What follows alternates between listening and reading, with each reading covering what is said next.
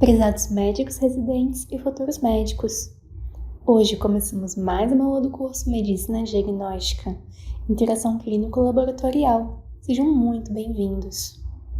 A aula que se iniciará agora será sobre erros inatos da imunidade, como investigar a deficiência predominante de ACS, ministrada pela doutora Karina Mescouto. Karina é médica do grupo Sabin, alergista e imunologista. Além disso, ela possui doutorado em pediatria pela Universidade Federal de São Paulo e é médica do Hospital da Criança de Brasília, também conhecido como HCB.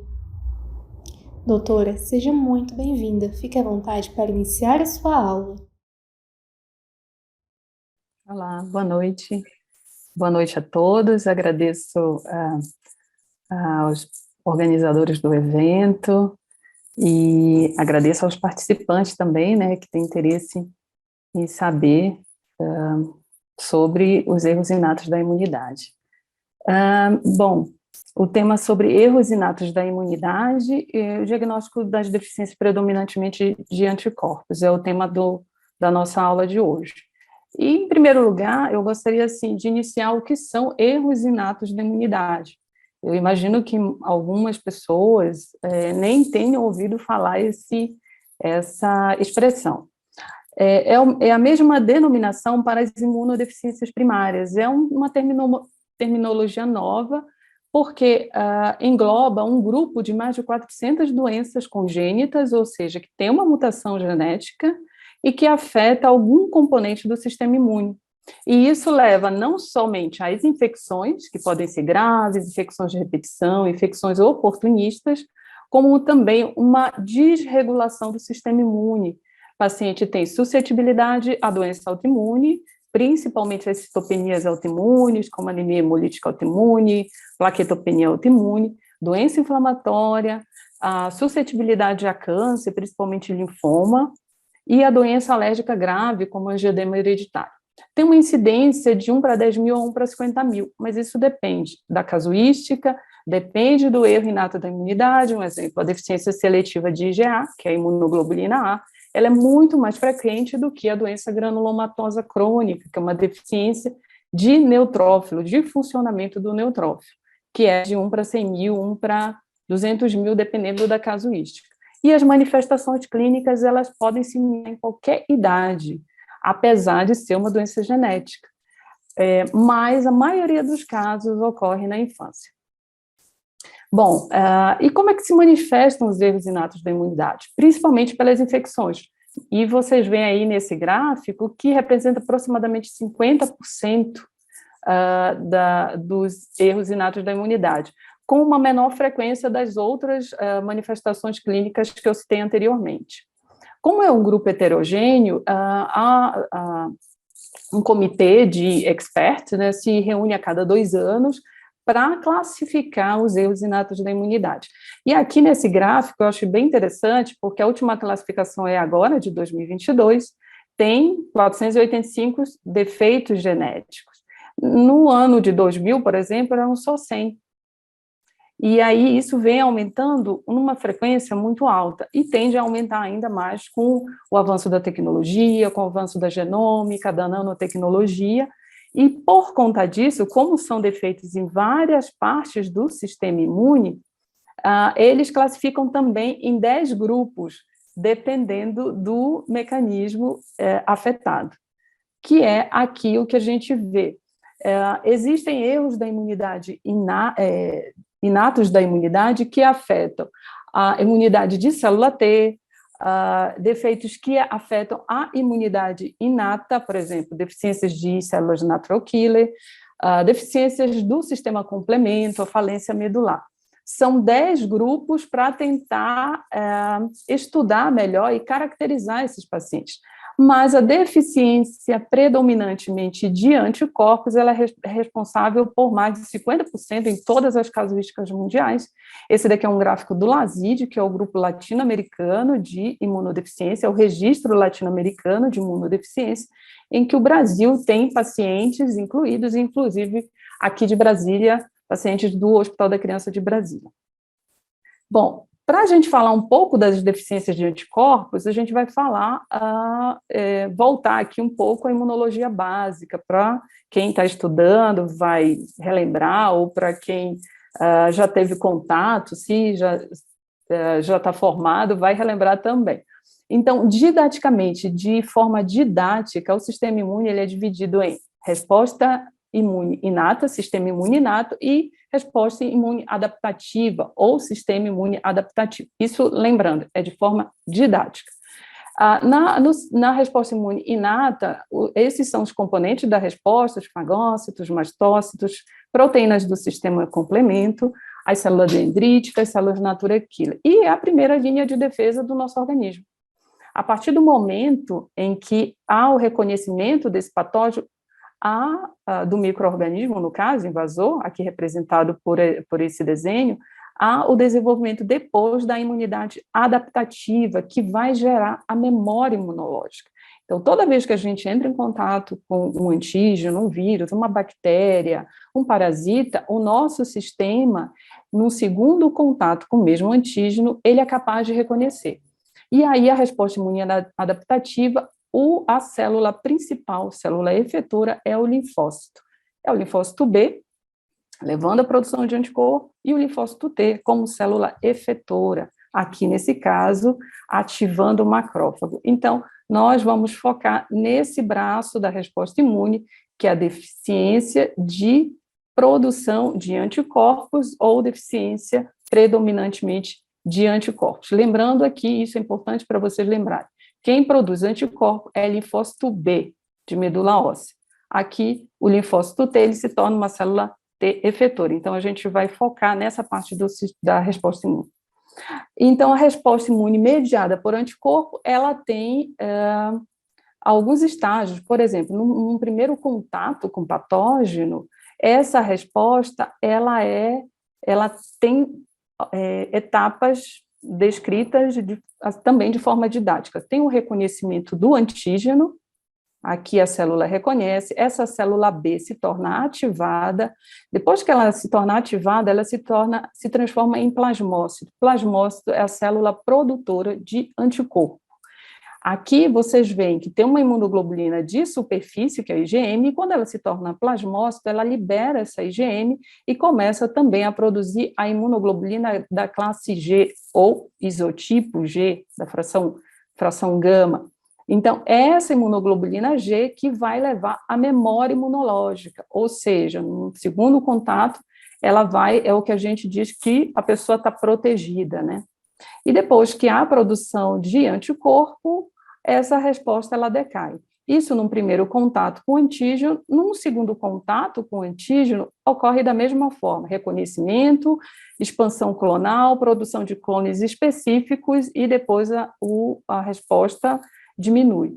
Sendo que num primeiro contato, esse platô é em torno de 7 dias, e num segundo contato, em torno de 3 dias. Ou seja, se eu tomo uma vacina que precisa de 2 doses, a primeira dose, o organismo vai levar um pouquinho mais de tempo para a produção de IgG, numa segunda dose, essa produção é mais rápida. Aqui, só para ilustrar um pouco como é que ocorre esse reconhecimento, nós estamos aqui vendo um antígeno peptídico. Peptídico é um antígeno, eu sei que, por exemplo, é um antígeno proteico, um exemplo, tétano, é um antígeno proteico, sarampo, proteico. Ele é apresentado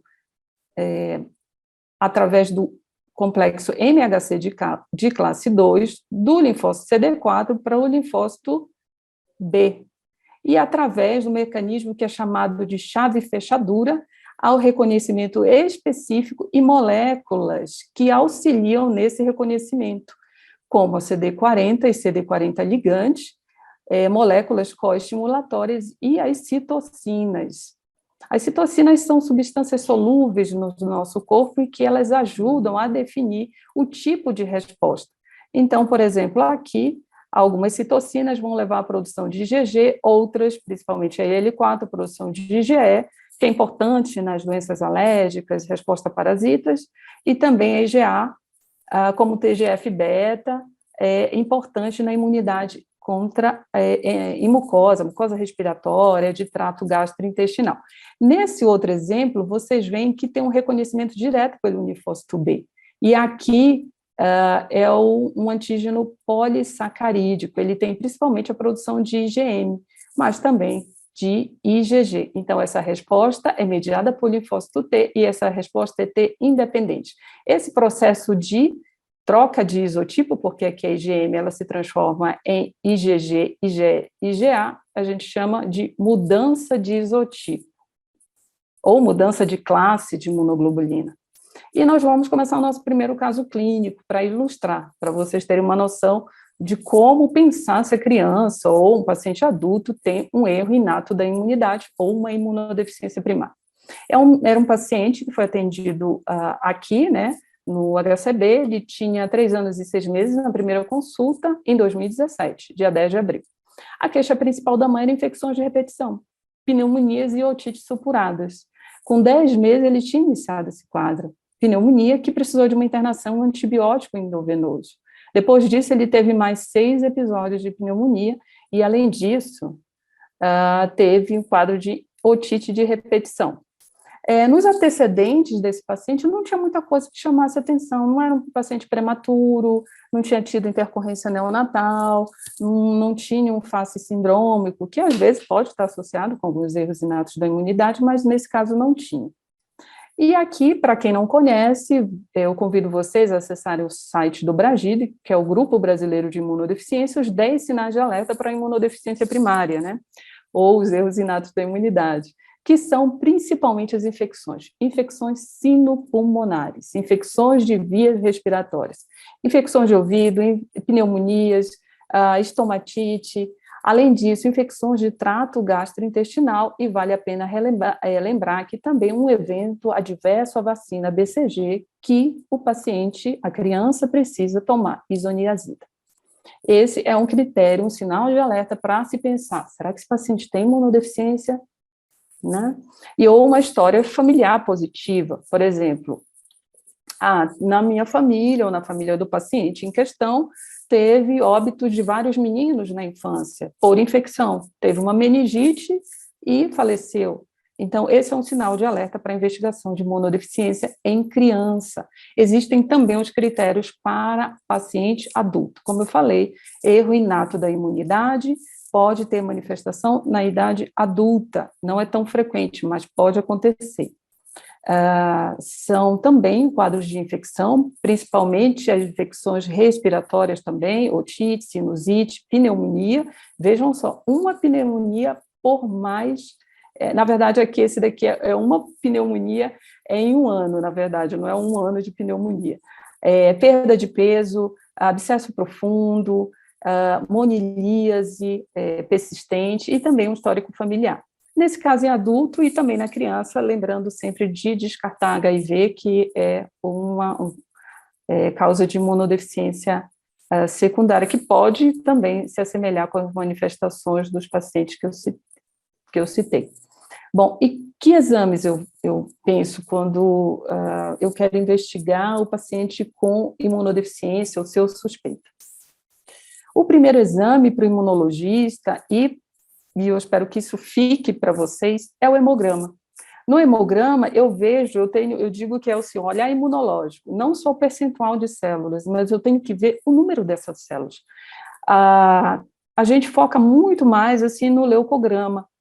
Esse paciente tem uma leucopenia, tem uma neutropenia, lembrando neutropenia abaixo de 1.500. Se ele tem uma linfopenia, um bebê com menos de 2.500 linfócitos totais não é normal.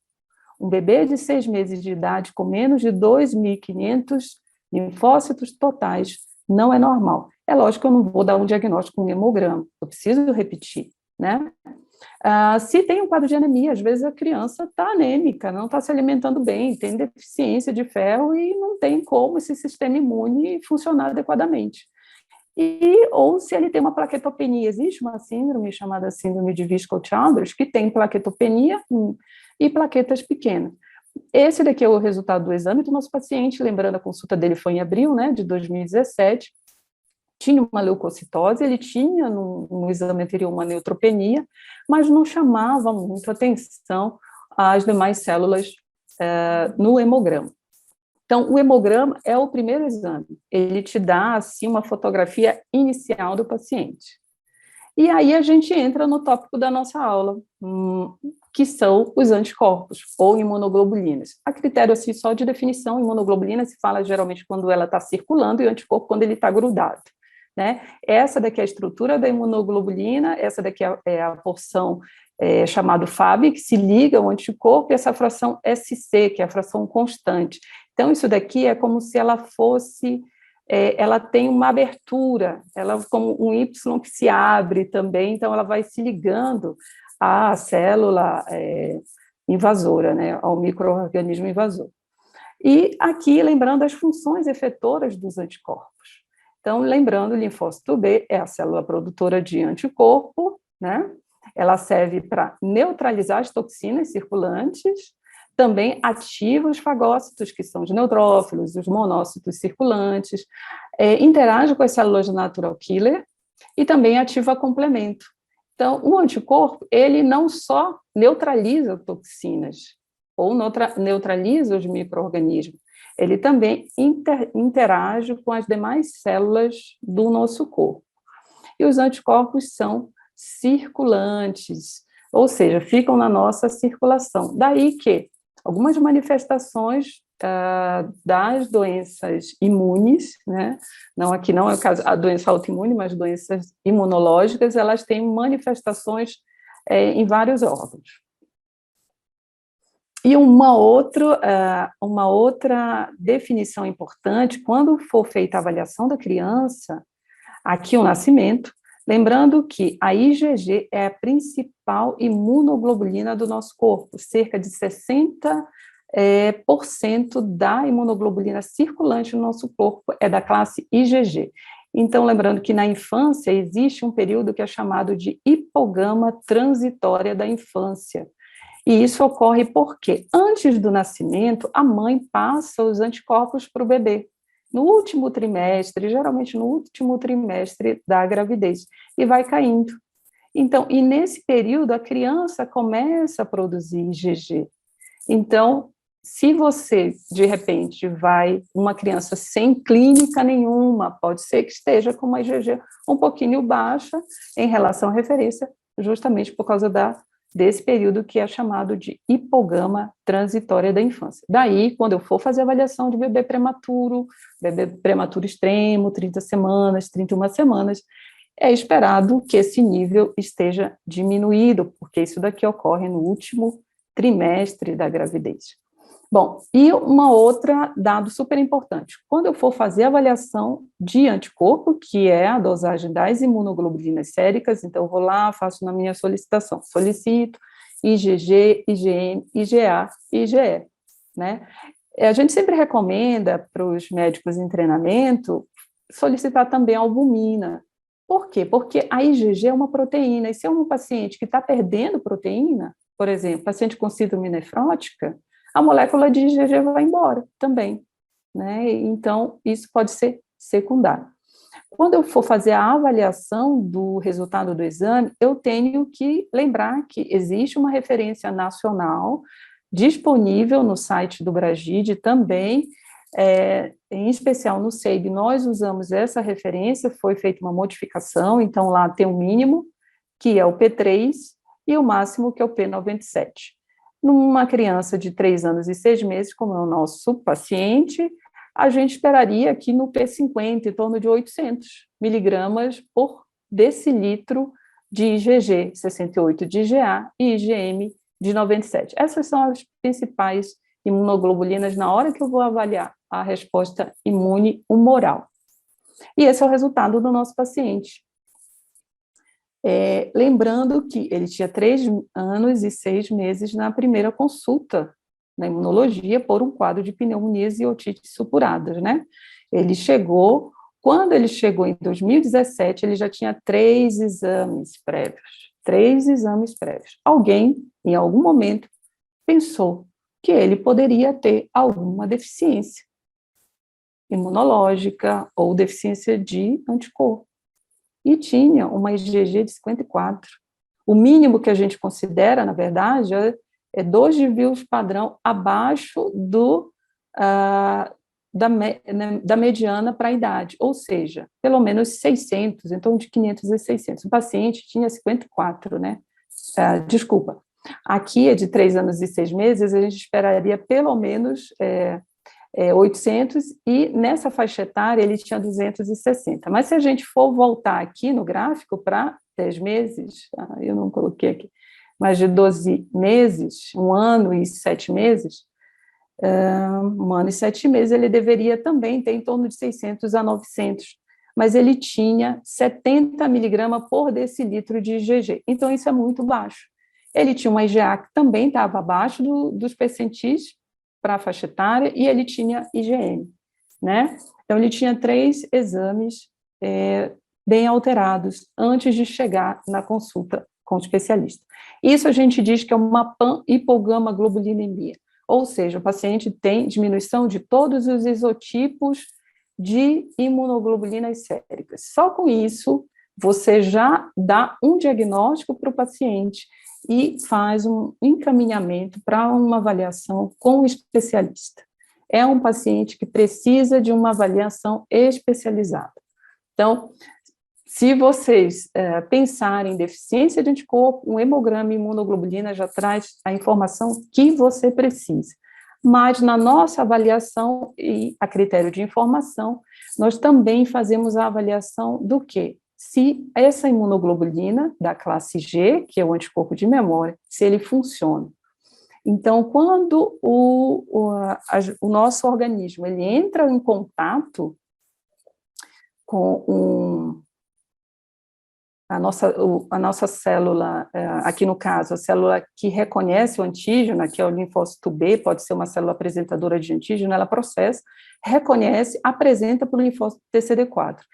E aqui há a produção de anticorpo específico. Por exemplo, a pessoa tomou a vacina para a dupla tetânica. Eu sei que ela entrou em contato com o antígeno do teto. Então, eu vou lá e solicito a sorologia para teto. Aí, isso me diz essa informação, que o paciente foi capaz de reconhecer que teve uma ativação adequada e que teve produção de anticorpo específico para o tétano. Então, o terceiro exame é sorologia para antígenos vacinais. É uma forma de eu avaliar se o paciente é capaz de produzir uma IgG específica, porque existem casos em que o paciente produz lá a sua IgG normal, está lá com nível de 800, de 1000, mas quando a gente vai fazer a sorologia específica, essa IgG não reconhece, não é capaz de produzir uma resposta adequada. Então, aqui o exame, que também foi feito nesse paciente, com 3 anos de idade, já tinha sido vacinado para tríplice tetraviral, né, e não tinha produção de IgG, nem para sarampo, nem para rubéola. Lembrando que memória é IgG, eu não estou procurando aqui se o paciente está infectado. Então, aqui foi feito, mas não necessariamente eu preciso pedir sorologia IgM. O mais importante na nossa avaliação, se o paciente tem uma deficiência de anticorpo, é a IgG específica. Então, nós vimos hemograma, dosagem de imunoglobulinas séricas, aqui imunoglobulinas totais, e avaliação de resposta a antígeno vacinal, que eu vejo se essa imunoglobulina, se ela funciona ou se ela não funciona. E um outro exame também no início eu falei que a resposta imune adaptativa, o principal célula é o linfócito B, resposta imune humoral com produção de anticorpo, e linfócito T com produção de célula efetora, que aqui vai virar CD4, CD8, né?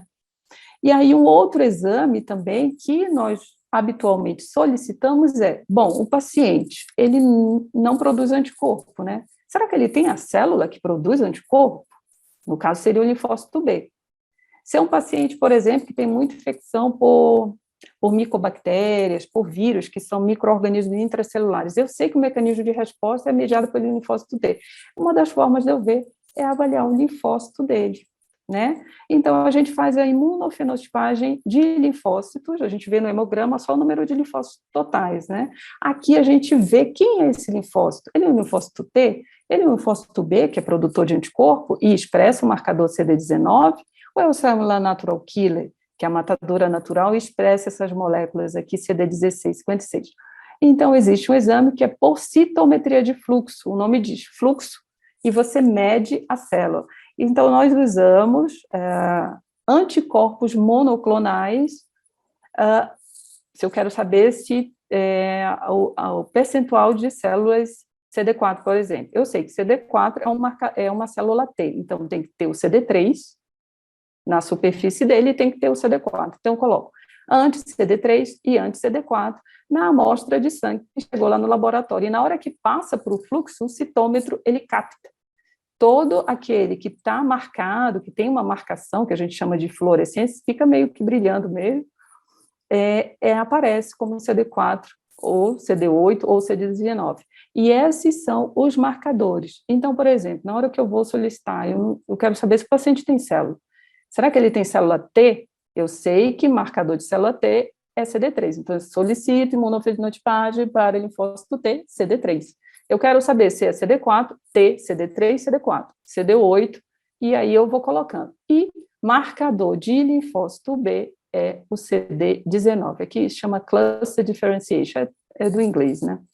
Então, o que me marca, se eu quero saber se o paciente tem linfócito B, eu posso até escrever linfócito B, mas de preferência você coloca CD19, que é a molécula que identifica. Em alguns laboratórios pode ser feito também o CD20, que é outro marcador. E também, assim como nas imunoglobulinas, você precisa ter uma referência. E existe uma referência nacional, que vai desde o bebezinho até a idade adulta. E dependendo da faixa etária, tem vários números aqui, né? Você vai olhar o mínimo e o máximo, tem que estar aqui entre o P10 e o P50. Então, uma criança com 3 anos e 6 meses, por exemplo, ele não tinha imunoglobulina. Eu sei que quem produz imunoglobulina é o linfócito B. Eu já sei que linfócito B, marcador de linfócito B é CD19.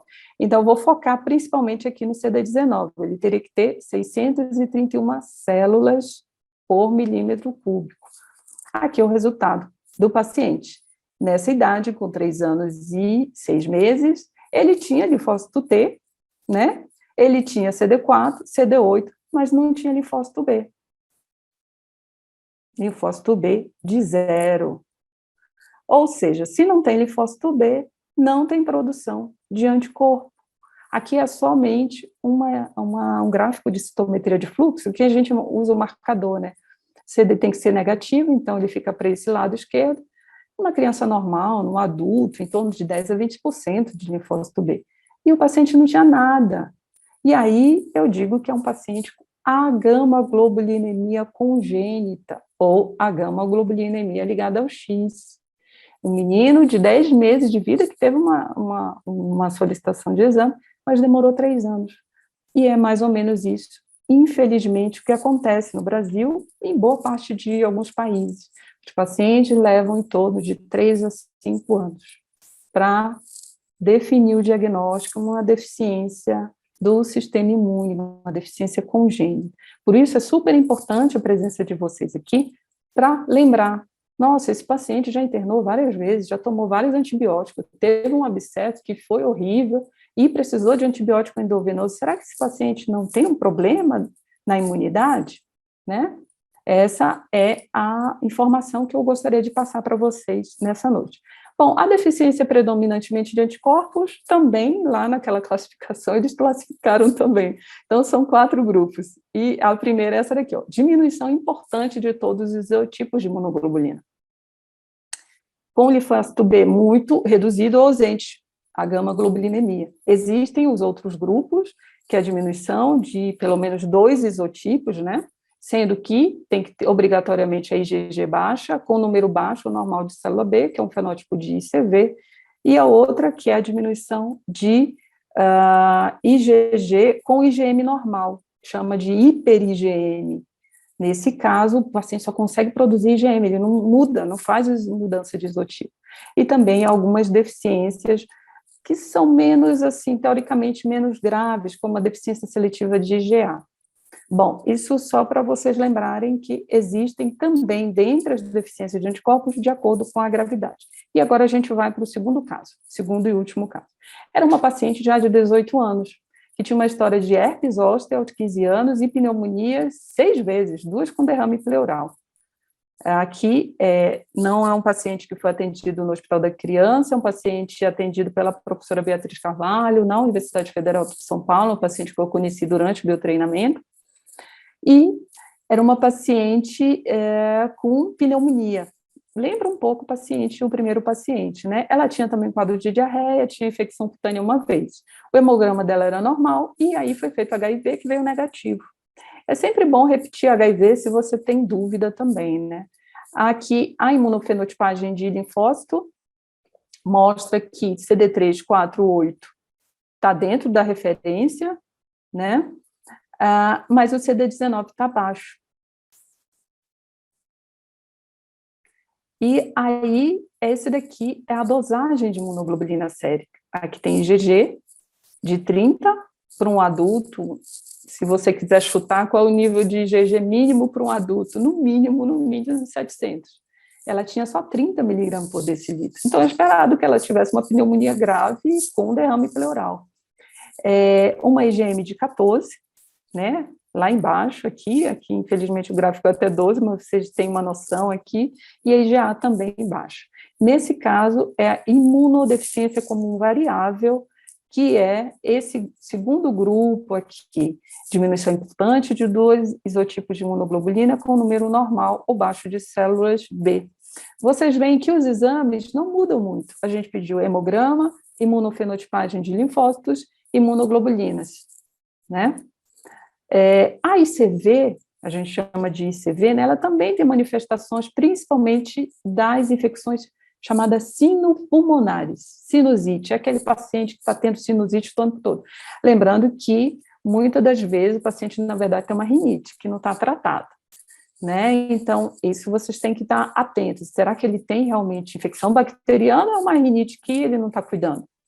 Então, é importante observar, ele precisou de antibiótico, internou para tratar uma sinusite, isso ficar atento. E também pode ter manifestações gastrointestinais e algumas manifestações autoimunes. Nesse caso, são as citopenias autoimunes, que estão mais associadas com a ICV. Bom, e aí os outros, que infelizmente eu não tenho aqui nenhum caso clínico, mas para vocês lembrarem, que tem a síndrome de hiper-IgM, naquela ligação do linfócito T com linfócito B para mudança de isotipo, aí que está o problema nesse paciente. Não tem essa comunicação. Então, o paciente não muda de IgM para IgA e IgE, por exemplo, e ele só consegue produzir IgM, né? Então, é um defeito do CD40 ligante, por exemplo. E as deficiências de isotipo, como a deficiência seletiva de IgA, que é a imunodeficiência congênita, o erro inato da imunidade mais frequente na população. Lembrando que não é a mais sintomática, é a deficiência mais frequente. Tem gente que nasce, cresce, às vezes morre, teve uma deficiência seletiva de IgA, nem sabe, né? Mas está muito associado com o quadro asmático, paciente com asma grave. E a deficiência de anticorpo específica, que é relacionada à deficiência do pneumococo. Aqui eu vou só ilustrar para vocês.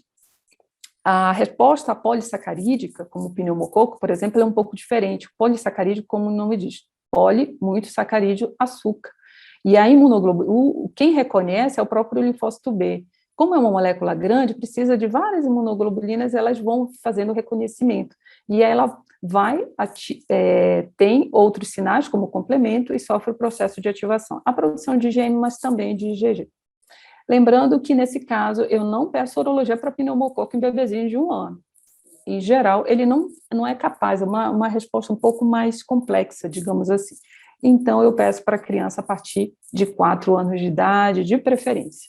E aí, se o paciente não tomou a vacina, por exemplo, pneumo 23, polissacarídica, porque se eu avalio o pneumo 13 ou pneumo 10, o pneumo 7 é conjugada com antígeno proteico, então a resposta é diferente.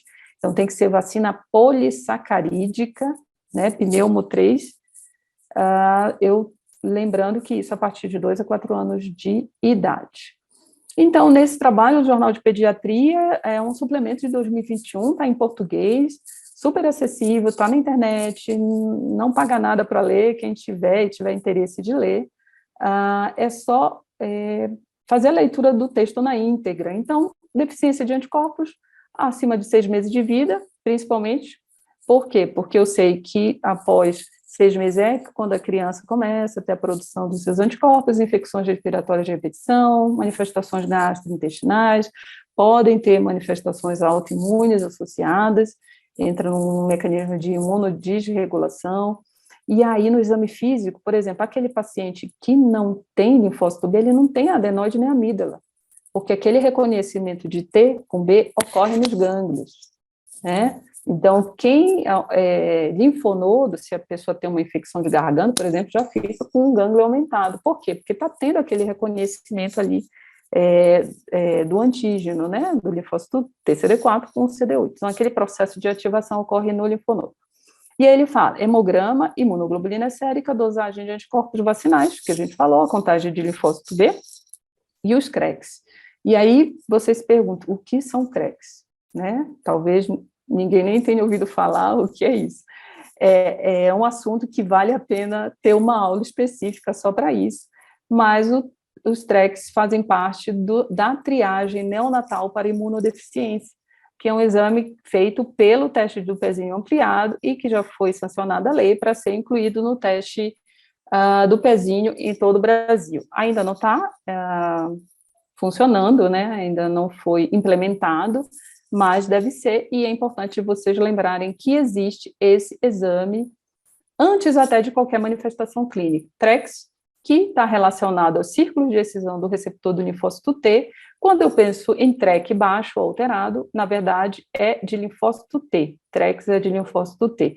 Ou seja, imunodeficiência de célula T, ou imunodeficiência combinada grave, porque se a pessoa não tem linfócito T, não tem como ela sobreviver. É o chamado SCID, aqui é do inglês. E quando eu penso em defeito grave de linfócito T, eu sei que aqui é o CREC que está alterado, que são círculos de recombinação do receptor kappa da imunoglobulina. TREC, linfócito T, imunodeficiência celular, CREC, linfócito B, a gama-globulinemia congênita. Ou seja, se esse pacientinho tivesse nascido hoje, tivesse condições de fazer a triagem neonatal, o CREC dele seria de 0, né? Em geral tem referências aí até 30, mas a gente esperaria um CREC de 0. Se eu penso no paciente que tem imunodeficiência combinada grave, que é outra doença, aí o TREC bem alterado. Mas não só a imunodeficiência combinada grave. Existem algumas síndromes de bebês prematuros que podem levar a TREC alterada. Mas no caso do paciente, seria o CREC alterado. Então, um resumo, exames importantes para vocês fazerem avaliação de deficiência predominantemente de anticorpos. Quando a gente fala, por que deficiência predominantemente de anticorpo e não deficiência de anticorpo? Porque existem defeitos que são do linfócito T, como, por exemplo, defeito de CD40 ligante, e que levam a uma dificuldade de produção de anticorpo. O paciente só produz IgM, né, que é hiperigênia. Hemograma, atenção ao número de células, sempre ficar atento ao número absoluto de células, a dosagem de imunoglobulinas séricas, existem inclusive doenças também que têm um aumento de IgE, existe uma síndrome chamada de síndrome de hiper-IgE, que aí é um outro grupo na classificação. A resposta sorológica aos antígenos vacinais, proteico, por exemplo, sarampo, tétano, rubéola, é importante ter o cartão de vacina para você saber se a pessoa entrou em contato com o antígeno que você vai solicitar, a sorologia, e proteico se for acima de 4 anos de idade. Para fazer avaliação de antígeno polissacarídico, é melhor ter uma avaliação especialista, porque vai depender da idade, vai depender do sorotipo testado, vai depender de como era antes, se a criança vacinou. Então, eu sugiro que, se vocês já tiverem alguma coisa alterada aqui, já peço avaliação do especialista. E a imunofenotipagem de linfócitos, né? Lembrando, CD3 é linfócito T, CD4, linfócito T helper, né? CD8, citotóxico, linfócito B é CD19, célula natural killer, matadora natural, expressa marcador CD16, CD56, sempre exclui HIV, principalmente nos pacientes adultos. O meu penúltimo slide é assim, de um menino que, durante a minha formação na imunologia, eu cheguei a conhecê-lo em São Paulo, e essa é uma reportagem, está disponível no site ainda, é uma reportagem de 2009, um menino que não produz anticorpo, vocês veem aqui ele considerando assim, né, um herói, e realmente era, já tinha perdido vários irmãos, os tios, né, ligado ao X, ou seja, a mãe é portadora e está relacionada ao cromossomo X. E para quem tiver interesse, acessar o site do Bragide, que é o Grupo Brasileiro de Imunodeficiência, e também da Jeffrey Model Foundation, que tem outras informações, nesse caso em inglês, para quem tiver interesse. Eu agradeço mais uma vez a atenção de vocês. E fico aqui disponível para as perguntas, né? Parou o compartilhamento? Parou, doutora. Obrigada pela aula, antes de tudo, né? Uhum. E nós temos duas perguntinhas do Márcio no Q&A. Ah, tá.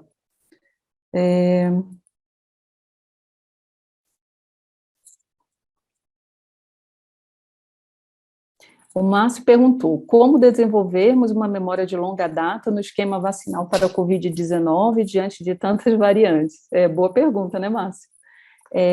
Qual a idade para iniciarmos a vacinação da criança? Menor de 3 anos, ela pode ser apenas transmissora e sem desenvolver sintomas? A Covid-19 é um desafio para todo mundo, não só para o imunologista, né, mas para todas as especialidades. Até o momento, há dúvidas se as vacinas elas têm uma produção a longo prazo. Existe também uma influência importante das células T efetoras, né? Mas um trabalho que foi feito no Hospital da Criança, por exemplo, muitos pacientes tiveram uma persistência dos anticorpos por mais de um ano.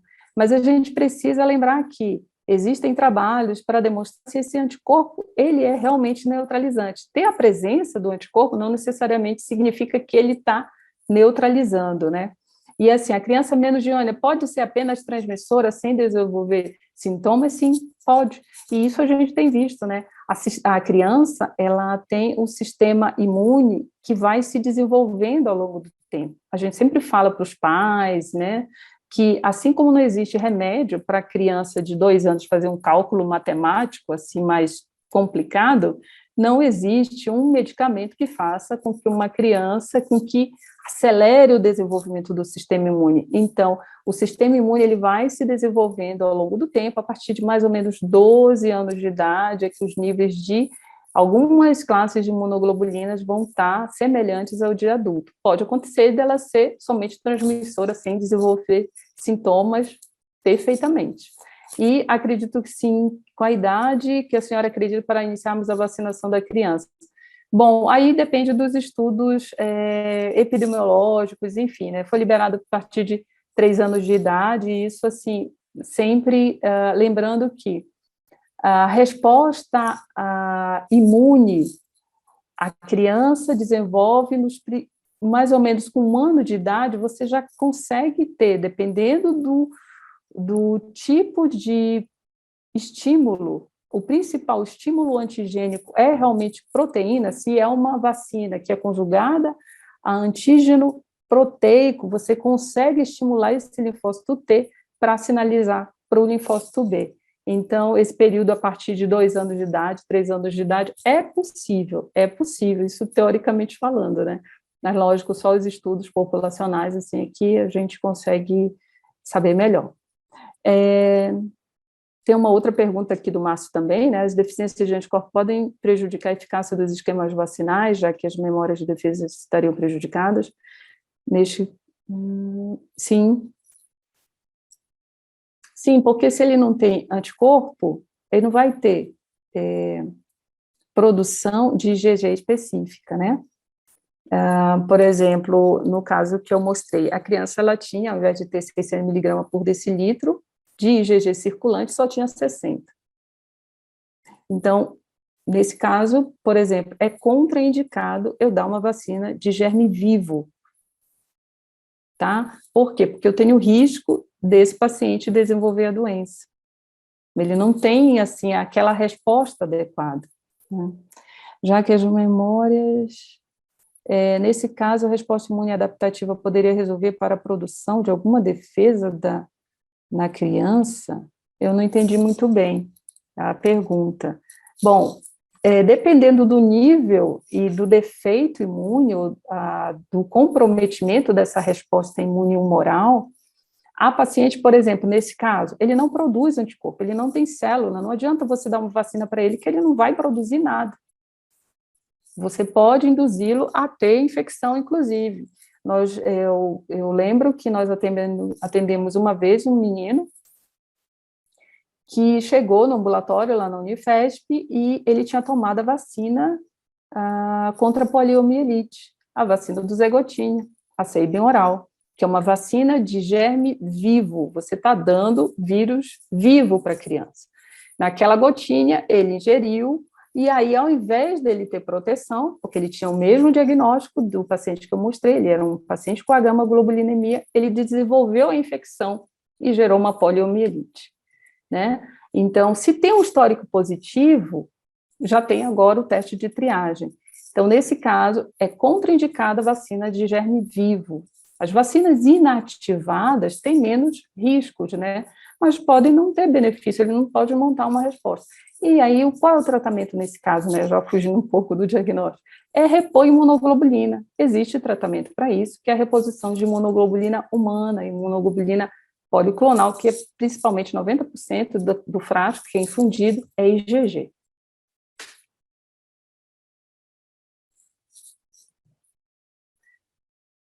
Ok. Eu que agradeço.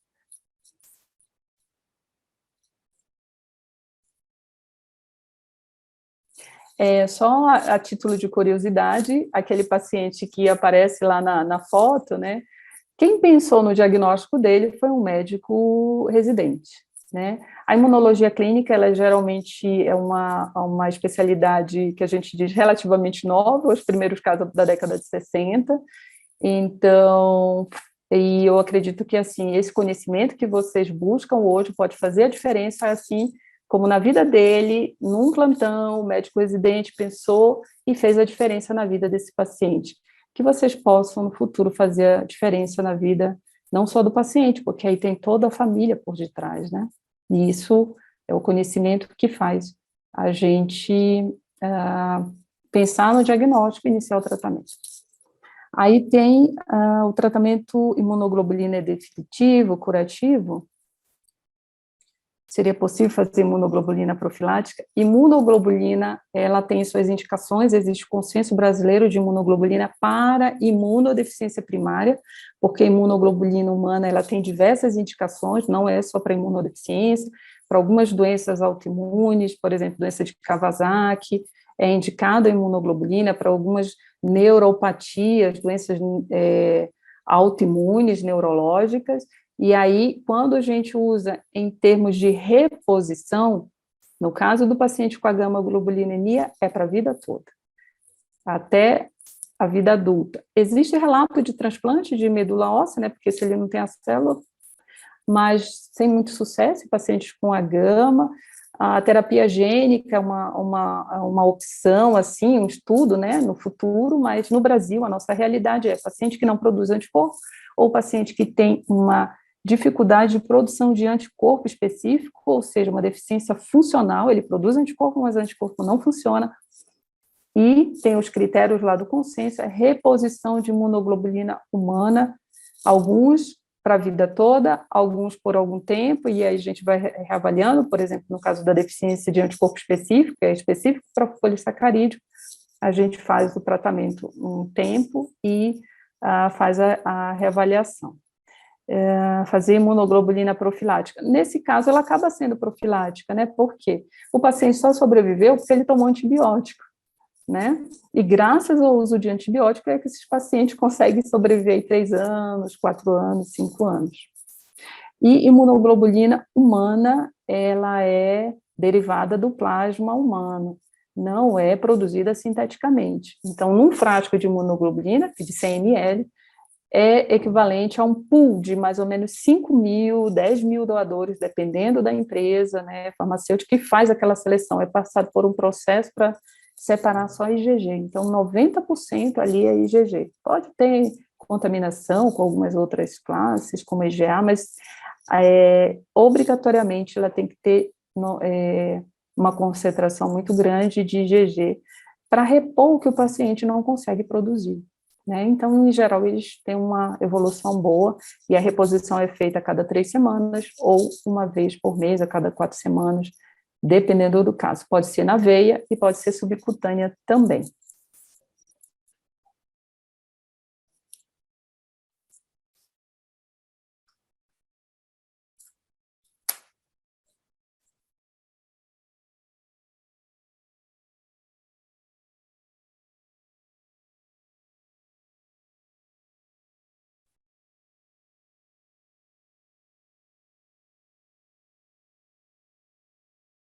Obrigada pela explicação, doutora. Não temos mais perguntas no momento.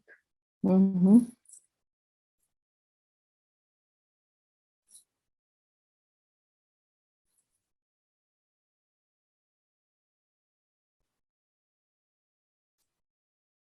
Bom, só lembrando que a gente escolheu esse tema, deficiência de anticorpos, porque entre todos os erros inatos da imunidade, diversas casuísticas é realmente o mais, a frequência maior, mais de 50%, e alguns são muito fáceis de dar o diagnóstico, né? Então, boa parte das cidades tem laboratórios em que há disponibilidade de se fazer um hemograma e dosagem de monoglobulinas séricas. E só isso já auxilia aí muito no acompanhamento, na avaliação do paciente.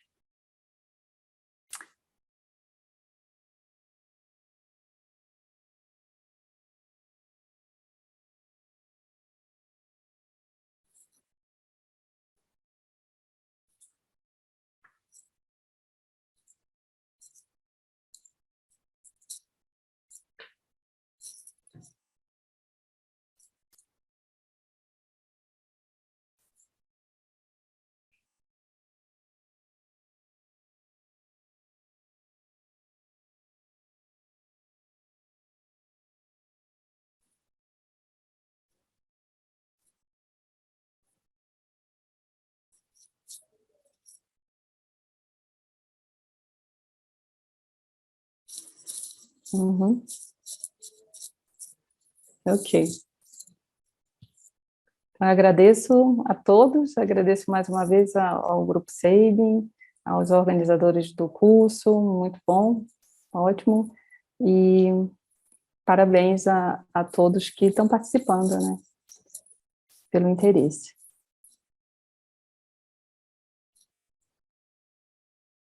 Obrigada a você, doutor. E agradeço também ao doutor Wilton. Vocês deram umas aulas excepcionais.